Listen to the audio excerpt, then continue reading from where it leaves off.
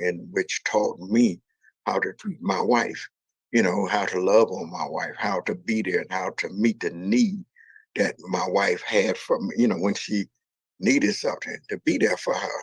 So what I'm trying to say is that I'm not telling anybody what to do or how to do it, but I want to say some things, hopefully, that you would take into consideration that in a marriage, it's not just you and it's not just your wife.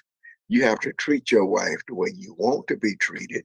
I mean, if it's a wife, a girlfriend, or you engaged, or a wife to be, whatever the relationship is, you want to treat people the way you want to be treated, and you want them to treat you the way they want to be treated. And hopefully, everybody want to be treated good. Everybody would like a flower every now and then, a candy bar every now and then, go out to dinner every now and then. I mean, I put in a whole lot of hours, and a lot of times I don't feel like going to dinner, but I know that my wife be at home and she spend a lot of time at home. So I have to take all of that into consideration and not just think about myself going home getting some rest.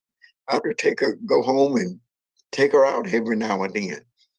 Too, I mean, something as simple as the Golden Corral, Big Boys, Denny's, Outback, Cracker Barrel, you know, Texas Longhorn, Roadhouse, or whatever, you know, those different places. Every now and then we go to Red Lobster, but take the time out and then enjoy one another. Do some things. Every now and then she would like to just, on our way, when we would leave church sometimes, she would want to do something as simple as ride down Jefferson instead of going out crash at 94. Just ride out Jefferson and go back down on the back of Grosse Point on the riverfront and just look out at the water. She enjoys that. And it makes me feel good because I can make that happen for her.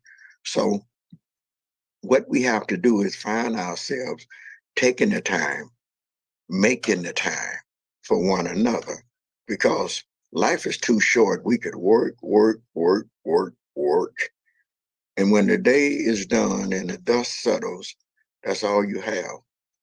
So you take the time out every now and then for yourself, for your loved ones, for your wife, your family, your children, and do things, do something together. We wasn't always able to go out of town for an anniversary or take vacations and what have you.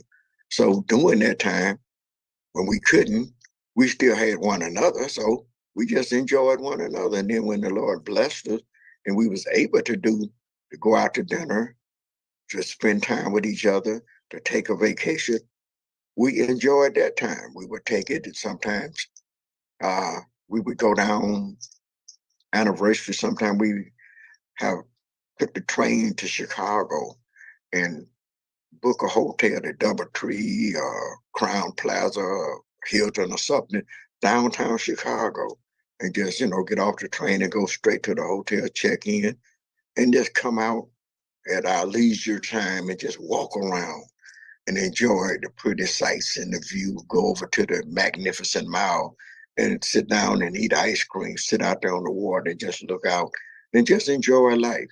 So we have to take the time out and enjoy life. We can't work all of our lives. And I was sharing that information with the young man and his wife in Chicago.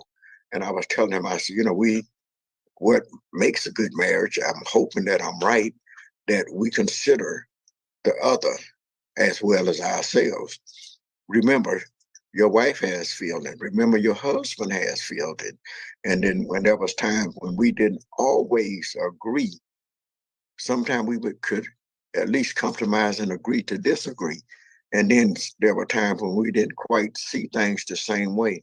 But my wife would tell me, she said, well, you know what we're going to do when we agree upon doing this thing in particular, taking that what we don't agree upon and pray that the Lord would show it to me the way she see it, and pray that the Lord would show it to her the way I see it. But in the meantime, while we can't see eye to eye, we take it and we set it over, because there's nothing we could do about it right now because we're not quite agreeing upon it. And then we're going on about our lives and enjoy one another like we were supposed to do. And then sometimes I go back and say, you know what? I thought about that, and I can understand that. I can see that. And sometimes perhaps maybe she came back and told me the same thing. I see what you're talking about. But in the meantime, before we was able to see it like that, we made sure that we didn't let that cause no problems between us. We just set it on the back burner and then kept living and loving on one another and our families, trying to do what makes each other happy. And remember, the Lord says, if you suffer with me, you'll reign with me. So in relationships, husband and wife, sometimes you have to suffer together. And then when things get better and the benefits get better, you enjoy them together, you reign together. So hopefully I said something today that would encourage you, to give you something to think about, or even, I mean, that kind of advice there, don't just go for husband and wives. It go for people, period. You want to treat everybody the way you want to be treated. And you want them to treat you the same way, the way you want to be treated. So remember, each one reach one, each one teach one. And if you don't mind, share this message. Hopefully, I said something to encourage you.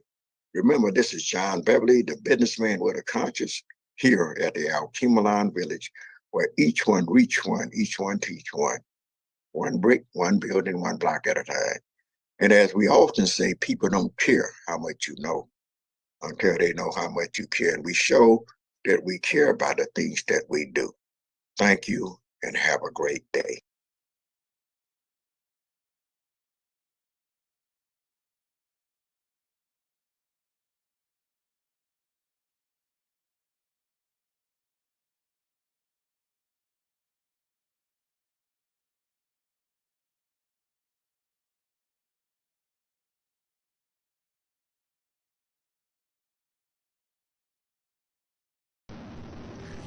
John Beverly, the Candyman, the businessman with a conscience, on LICMC.net